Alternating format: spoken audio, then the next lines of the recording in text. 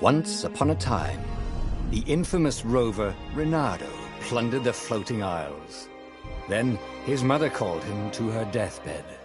"Swear to me that you won't die on the gallows," she rasped. Reluctantly, he swore. And he whiled away his days at home with music, cards, and wine. But the Emperor had changed. He'd been good once, a shy, almost humble toad. He'd built universities. But then people started whispering about graves in the woods. Midnight rituals, victims screaming. The Imperial Ravens would round up entire villages, and no one ever returned. The Ravens had come to Ubar scouting for ancient books said to be of great power. But the librarians had hidden the books, so they'd burnt the librarians. The citizens, outraged, had driven them off. The Ravens had come back with dropships. The kid had fled with one of those books. He was brave and dumb and wanted to join the rebellion. And Reynardo had promised his mother he'd protect him.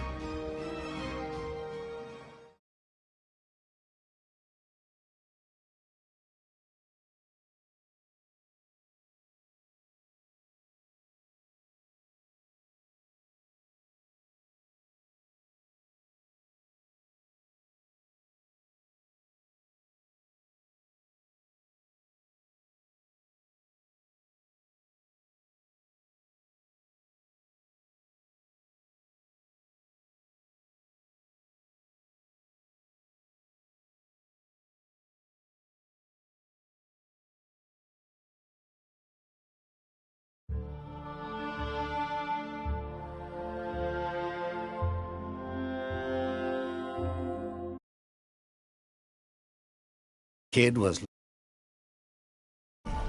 watching his city burn. "Sorry, kid," Reynardo told the kid. "Look, if we give them the book, they'll leave you alone." "My mother died for this book!" "I promised her I'd protect you." "Oh, damn it." The kid had run off. With the book, of course. So Reynardo had to run after him.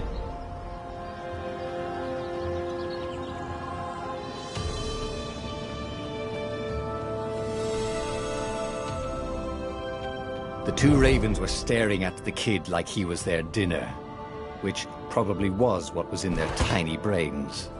"Hey," Reynardo said. They cocked their heads at him. "Pick on someone as ugly as you." Wait, that didn't come out right. "For the Emperor!" The ravens cawed and rushed at him.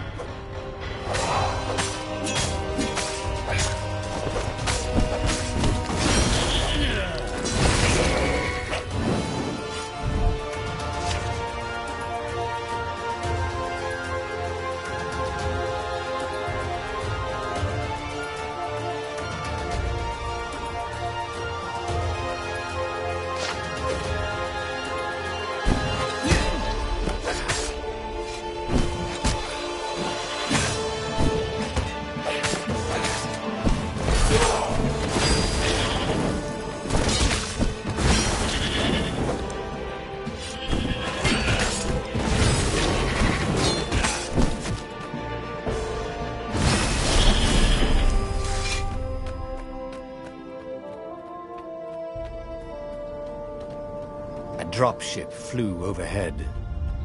He hoped they hadn't noticed him. The kid.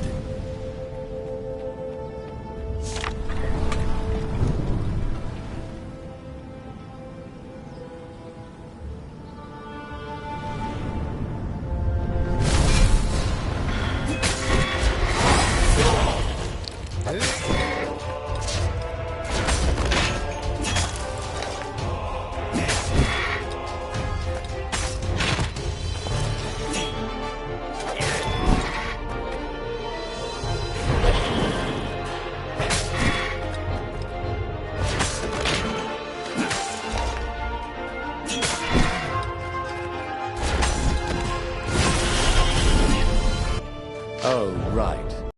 The Gate of Heroes. Someone's idea of a joke, making the skyship docks a gated community. You needed a hero's sword to open it. And the kid was on the other side of the gate.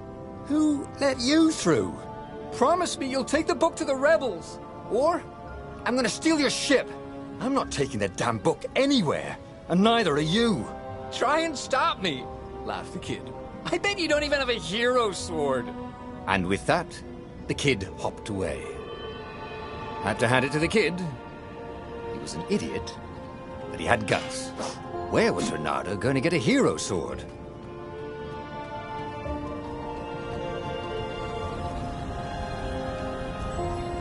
We could forge a hero sword here, but I'm going to need ore.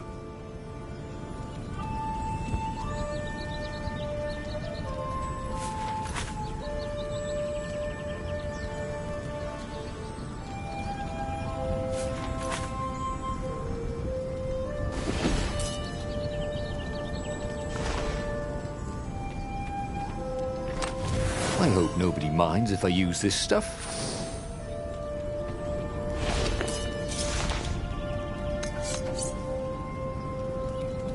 A hero sword. QED.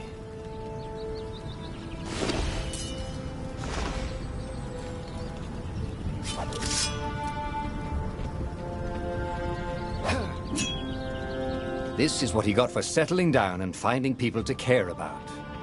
The kid's mum had been a swell cook, and she'd laughed at Reynardo's jokes, even when he didn't know he'd made one. And then the ravens had come to burn her. And she'd made him promise to protect the kid. But she never told him where the book was, just the kid. He came up to a ledge. It was too far to jump. There'd been a bridge here before, hadn't there? And there was Peter, giggling at him. "How'd you get across?" he asked the kid. "Where'd you find a hook?" "I hopped," said the kid. Wise-ass kid. "Hey, look out behind you!" "Cute," said Reynardo. Ah, ravens.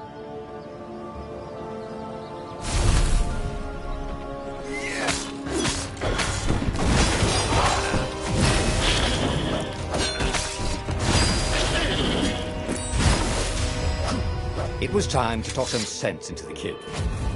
Just hook his way across the ledge and chase the kid down.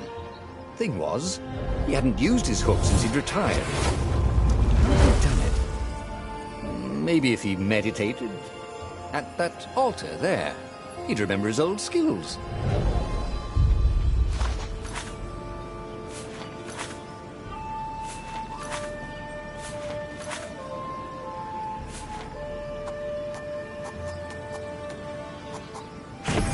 Starting to come back to him. Something you never completely forgot, like how to freeze time when attacking. The more he fought, the more he'd probably remember.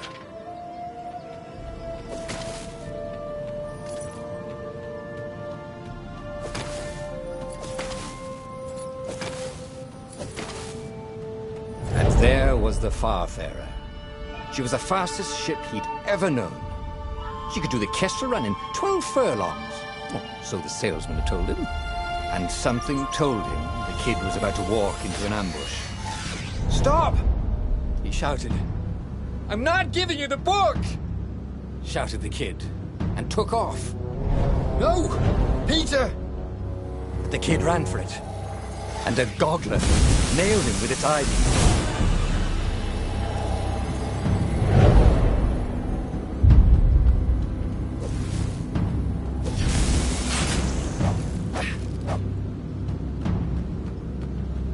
The book was unburned. Next to it were the buckles from the kid's shoes, and a kid-sized pile of ashes. Damn it, why hadn't he lied and told the kid he'd take the book to the rebels? The kid would be alive now. Really pissed off and betrayed, but alive. Oh, damn it. Reynardo picked up the book. He couldn't let the Empire have it now. He was going to have to get it out of there. He'd be a wanted man. Probably have to join the rebellion just to have a place to dock. Well, he'd hated home life anyway. What was the big deal about this book anyway? Maybe he should open it and find out. All that had been years ago. How many? The war was a blur, and now 3 Raven scout ships were chasing him. Where are you running, rebel? Cawed the Raven captain over the loud hailer. Renato could see them cranking up their catapults. Just going out for milk? Renato yelled back. Where can you run? Laughed the Raven horribly. Far behind him, another city was burning. The dark cloud above its island was thousands of Imperial ships. The rebellion was out of time, unless Renato could bring a game-changer. Maybe he could. Renato had found out where he could find the pieces of the Sky Ripper, the legendary weapon that had exiled the lost gods. Surely a legendary weapon could win the final battle. On the other hand, his old friend Lapino had sent Renato a desperate message saying he had a brilliant scheme to save the rebellion. If Renato could only rescue him. Renato dived the Farfarer towards the abyss. As he felt the heat of the jet stream, the Raven ships peeled off, not stable enough to follow him down there. Now it was time to choose. Lapino or the Sky Ripper?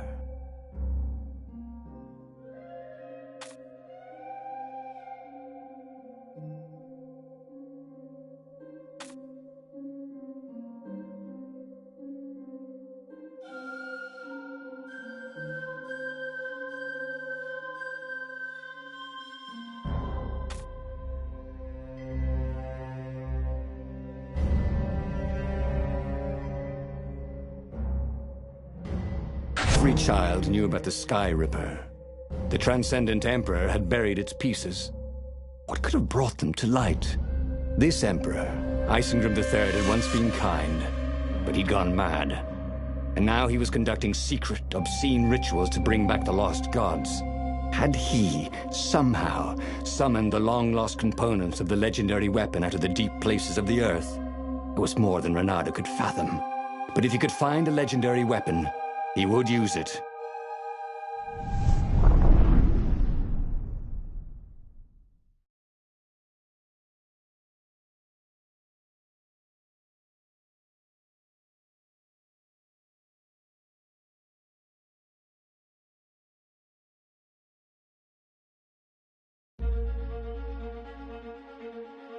As he set foot on the island, Renato could not help but feel a tinge of guilt. He'd left Lapino behind. He hoped the Mad Rabbit had somehow escaped the Ravens,